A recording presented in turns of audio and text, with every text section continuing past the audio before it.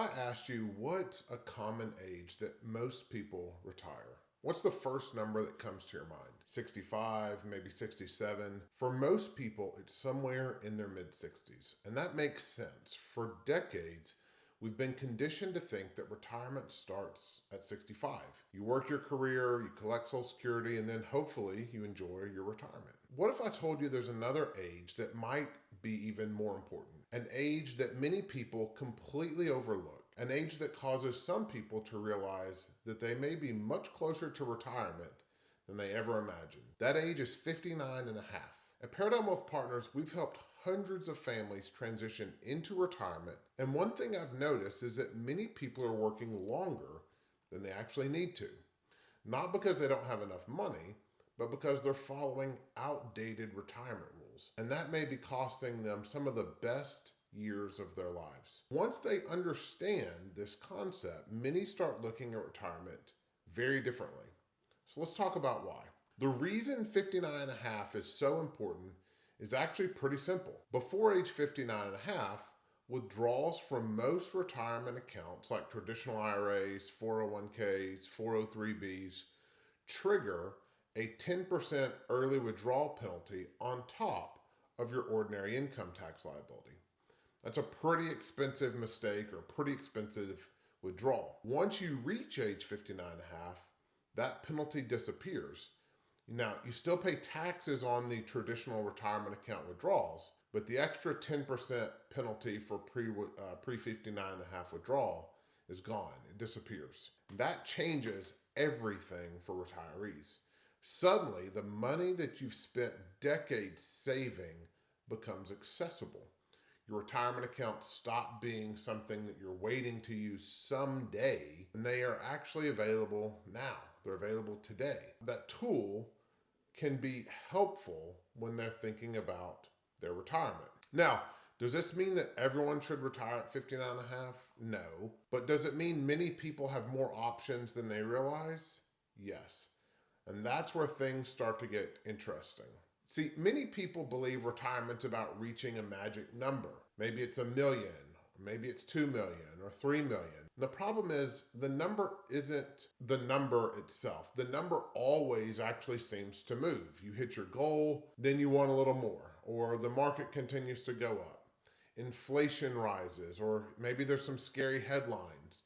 And suddenly you're working another year, and then another, and then another. And I've seen people do this for years, and not because they're irresponsible, not because they're greedy. It's because they're trying to eliminate every possible risk. While they're focused on preserving their money and having that money last to and through their retirement, they often ignore another risk entirely, and that is time. Let me ask you another question. How many truly healthy and active years do you think you have left? I don't mean that in a morbid way, but most of us understand we're not going to live forever. We underestimate is that we're not going to stay healthy forever either. One of the things that has caught my attention recently was research from Stanford showing that people experience two significant aging changes. One of those is in your 40s and then again in your early 60s. Now, hopefully all of us stay healthy and active for decades, and I certainly hope that's true. But remember, planning isn't just about how long your money lasts. It's also making sure you still have the health, the energy, and the freedom to enjoy the life you've worked so hard to build. So if you're 55 today and you're feeling great, it's easy to assume you'll feel exactly the same at 65. Sometimes that's true, sometimes it isn't. And that's why timing matters. In fact, I say that time is your biggest asset. So let's talk about something that may be a little bit more controversial, and that's the 4% rule. The 4% rule has come under some controversy over the last couple of years. It's a great rule of thumb. Most retirees have heard of the 4% rule. The idea is simple. Let's say you needed $90,000 per year. To multiply that $90,000 by 25, and that would give you roughly, well, not roughly, it would give you $2,250,000 that you would need to save for retirement. that $2,250,000 at 4% would generate the $90,000 per year you may need in retirement. And while I think the 4% rule can be a useful guideline and a great rule of thumb, many people treat it as if it's the only way retirement can work. You see, retirees are not robots. People adjust, people adapt, people spend differently in different seasons of life. And in many cases, spending is actually the highest during their early years of retirement when people are traveling and pursuing hobbies and checking things off of their bucket list. Then your spending tends to level off and then increases again later in life when healthcare costs rise. You may need, memory care or nursing care or something like that, and it causes your spending to increase again. You see, real life is dynamic, and retirement planning should be too. And that's why I think it's dangerous when people become so focused on one rule that they ignore the bigger picture. I've seen people work years longer than necessary chasing an arbitrary number that may not actually be required to hit or reach any of their goals. Let's talk about a hypothetical couple. I'll call them Tom and Janet. They're both 60 years old. They have $1.7 million saved, a paid off house, no major debt, and they want to spend about $90,000 per year. So most financial media would tell them, keep working, build a bigger nest egg. You need to get to 2 million. You need to get to 2.25 million. You need more. And so they assume they're not ready, but they've never actually run the numbers. So when we do that, when we actually run the numbers on their situation, on their life, they could potentially retire sooner. At age 67, Social Security could provide roughly $50,000 to $60,000 per year for their retirement income, their retirement paycheck.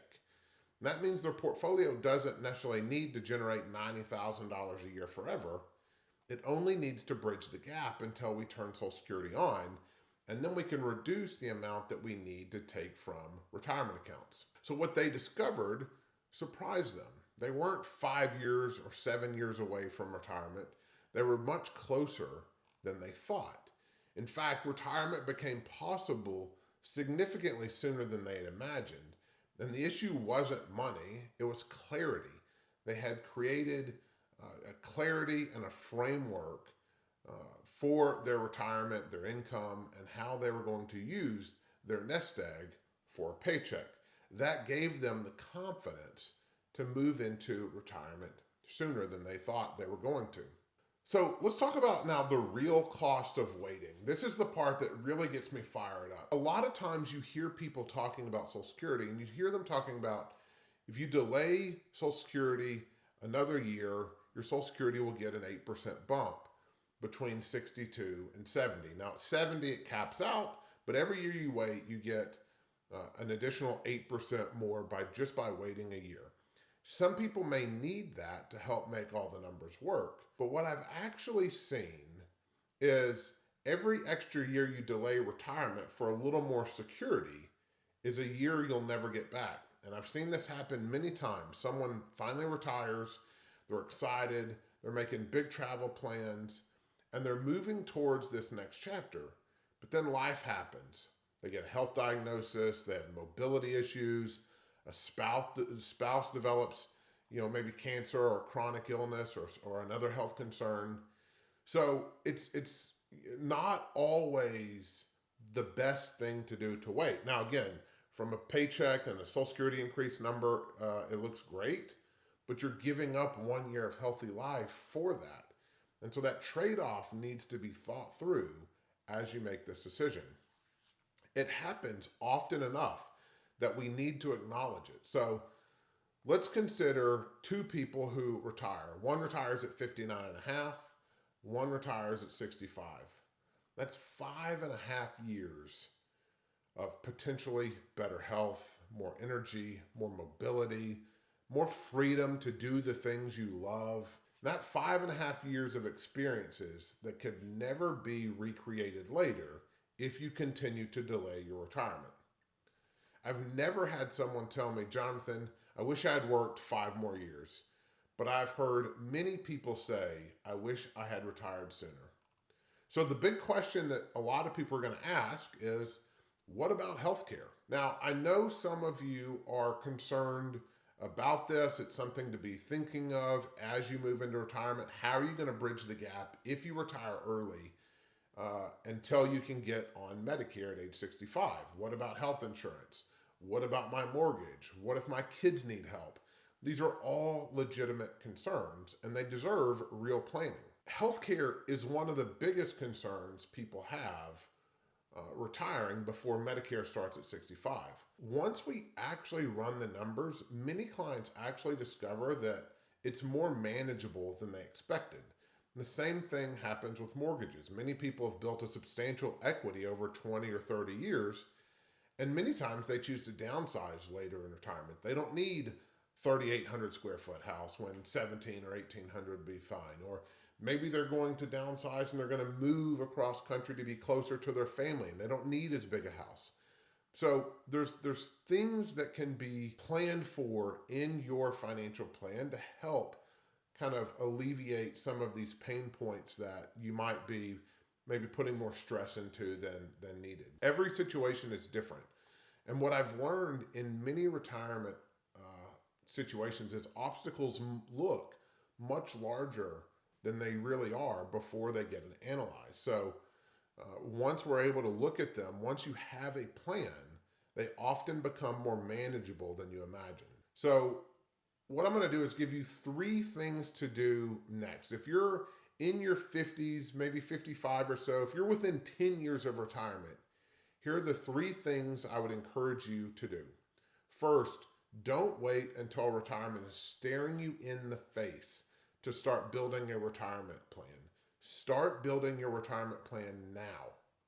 Secondly, challenge your assumptions. Ask yourself whether retirement number you've been chasing is based on actual needs or just conventional wisdom. Is it just, the extra comma or the extra digit makes it look better?